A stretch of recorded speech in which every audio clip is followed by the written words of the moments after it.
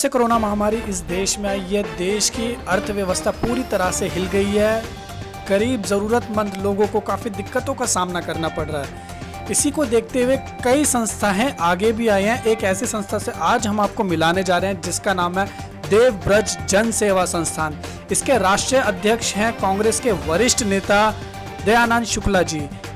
2012 से ये संस्था रजिस्टर्ड है और उत्तर प्रदेश में इसने कई ऐसे कार्य करे हैं, कई लोगों को आगे बढ़ चढ़ के उनके जीवन को इसने बदला भी है।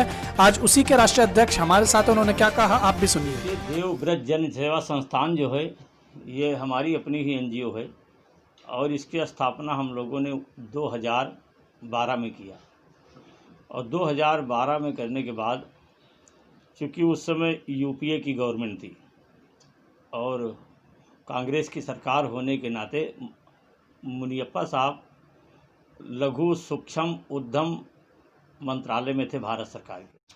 हमने इस एनजीओ का कार्य उत्तर प्रदेश में करना उचित समझा, जो हमारा गृह जनपद है, इसलिए कि इस जो एनजीओ भी है ये देवव्रज जन सेवा संस्थान नाम इसलिए रखा गया कि मैं अपने मम्मी और पापा के नाम पर इस एनजीओ को बनाया।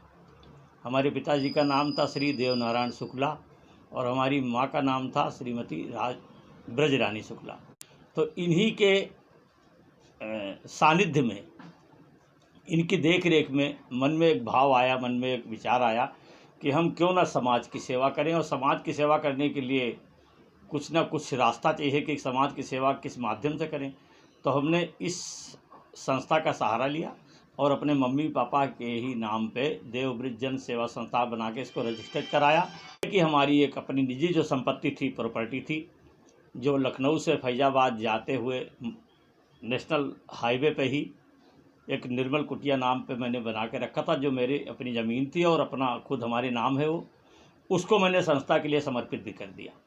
उसमें हज़ारों की संख्या में हमने बच्चों को computer training centre, mobile training centre और सिलाई कढ़ाई ट्रेनिंग सेंटर, ऐसे भारत सरकार के सहयोग से उस संस्था को हमने चलाया, जिसके माध्यम से हम कह सकते हैं कि 50,000 से ऊपर करीब 70-72 लोग उससे लाभान्वित हुए। और वो सब सिखाने के बाद उन लोगों को हमने सर्टिफिकेट भारत सरकार के द्वारा दिया।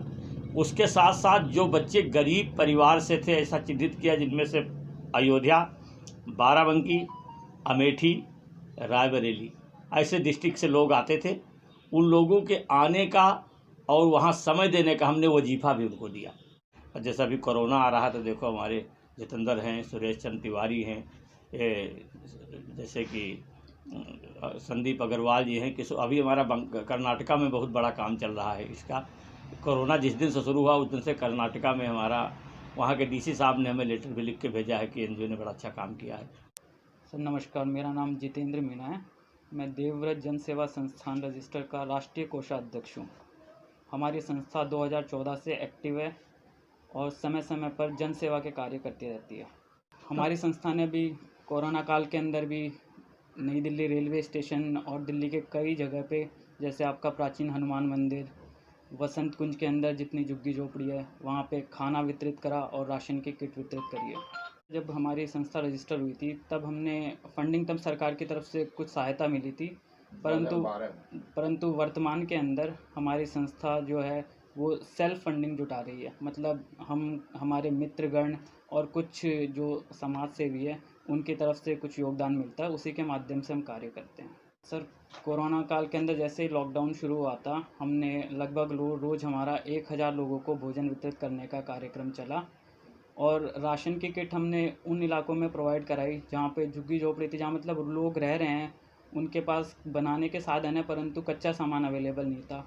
उसके अंदर हमने 1 लीटर सरसों का तेल, 5 किलो चावल, 5 किलो आटा, 3 प्रकार की दाल, नमक और अन्य मसाले प्रोवाइड कराए। राशन किट तो हम हर 10 दिन के अंदर हमने प्रोवाइड कराई।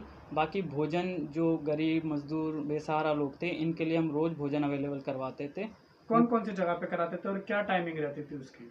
सर हमारा मुख्य केंद्र जो था वो नई दिल्ली रेलवे स्टेशन था, क्योंकि वहाँ पे एक बहुत बड़ी आबादी थी जिसको सरकार की तरफ से मदद नहीं पहुँच पा रही थी।